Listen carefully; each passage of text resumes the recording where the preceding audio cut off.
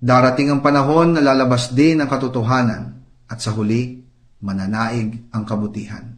Naniniwala ako na darating ang araw na haharap kayo sa pananagutang ikaw, Pangulong Bongbong Marcos, at ang iyong pinsan na si Martin Romualdez.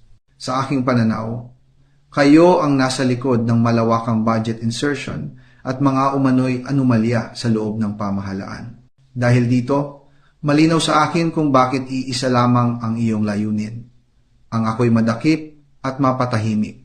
Natatakot ka na malaman ng taong bayan ang katotohanang pinaniniwalaan kong ikaw at ang iyong pinsan ang nasa likod ng malawakang korupsyong nagaganap ngayon.